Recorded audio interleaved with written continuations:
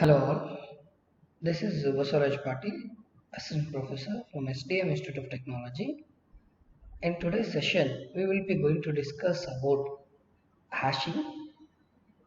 We will be going to discuss about the impact of using the concept buckets and its performance and what are the implementation issues. As we already know that to calculate the densely packed file with a packing density with the number of records, the size of the bucket, as well as the number of addresses available. Consider a file in which 750 records are to be stored, where there are 1000 addresses available. This can be done with two different ways. One is with consideration of a bucket size as 1 is not considering the buckets. The another way, consider the buckets and the size of buckets are 2.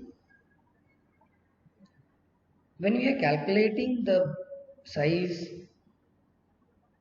or the packing density of the 750 data records to be hashed in a file with 1000 addresses, and each address will be holding a single record, then the packing density is calculated as 750 divided by the value of b is 1 in the first case divided by 1 into 1000 addresses. So 750 divided by 1000, that is equal to 75%. The same with the second case, if we are considering the value of b as 2, then the number of addresses available are 500. So when we say 500 addresses are used, they are called as a 500 bucket addresses, where each bucket can hold 2 records. Then the packing density is given as 750 divided by 2 into 500, that gives to 75%. When the packing density of both the conditions are same, whereas the ratio of the number of records to the number of address available differs. That is, in the first case it is 0.75, in the second it is 1.50. So we'll see the detailed analysis. The effect of buckets on performance. Without buckets and with buckets, the number of records are same in both the cases, that is 750. The number of addresses without buckets will be 1000, with buckets will be 500 addresses. As without bucket, the size of bucket will be default as 1. With bucket, we can enhance with, where here the value of the bucket is 2. The packing density is 0.75 in both the case, that is 75%, whereas the ratio of the records to the number of addresses, that is 0.75 and 1.5. By this analysis, it's not easier to identify the performance. In order to find out the number of records overflow, that can be considered with the Poisson distribution. P of x is equal to r by n raised to x into e raised to minus r by n whole divided by x factorial. If you substitute the value of x as 0 along with the value of r and n in both the cases, we will get a list of values as shown in a table. Without buckets, file with buckets, where without buckets the r by n value is 0.75, with buckets the value is 1.5. we have calculated the P of 0, the Poisson distribution for all the values of the x, 0, 1, 2, 3, 4, 5, 6, 7. So using this, we can evaluate the performance like out considering the number of overflow records. Using the tabular values, we are going to calculate the number of records overflow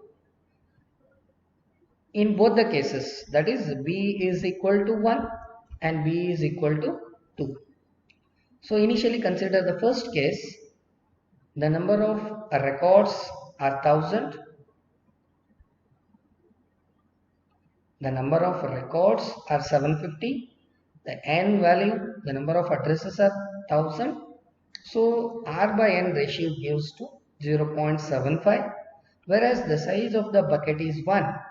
Then the number of overflow records is given by the formula capital N into 1 into Poisson distribution of 2, its x value is 2, plus 2 into Poisson distribution of Poisson function of 3, plus 3 into Poisson distribution of 4, so on till the number of available records. In our case, the R by n value is 0.75 and n value is 1000. Substitute the value. Therefore, the number of overflow records will be 222, that is 1000 into 1 into 0.132. This value here is we have calculated in the previous case, that is P of 0, P of 1, P of 2. We'll substitute the value of P of 2, P of 3, P of 4, P of 5, and it results in 222. That means the overflow records represent 29.6% of the available records. Whereas in the another case where the bucket size is 2, the size of the bucket where each record can be considered with, each address can be stored with 2 elements, that is b is equal to 2. Then the number of overflow records is given by n into 1 into P of 3. The probability of 2 is not considered as in the previous case. 1 into third value, the Poisson distribution of 3, n into 1 into P of 3, the Poisson distribution, Poisson function of 3, then 2 into 4, Poisson distribution, 3 into 5th, 4 into 6th, and so on continues till the number of records available. In our case, R by n value is 1.5. Then the n value is 500 and the number of overflow records in the second case it will be 142, which represents 18.7%. That means compared to the previous case, that is 29.6% of the records are overflow and the number of records overflow is reduced in the second case. If you go on calculate with the packing density as well as with a different value of R by n, we will be calculating the different values, that's the percentage of records overflow with respect to the packing density and the varying bucket sizes. Initially with the size of 1, size of 2, 5, 10, so on till 100. In the previous example, we have considered with the 75% of packing density, where with the bucket size 1, the percentage of records overflow is 29.6. When we made use of a 2 records for each address, then the percentage reduced to 18.7, which gone reduces till by the increase of the size of the bucket.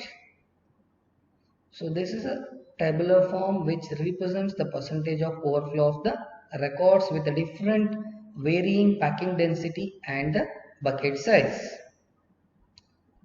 We also need to know the number of accesses, that's the average number of accesses required to successfully search an element. So even here we are considering the packing density, varying packing density 10, 20%, 40%, 50, 60, so on, and the varying with the bucket size 1, 2, 5, 10, 100. By this, the size of the number of access required to access one record with 10% of packing density will be 1.06.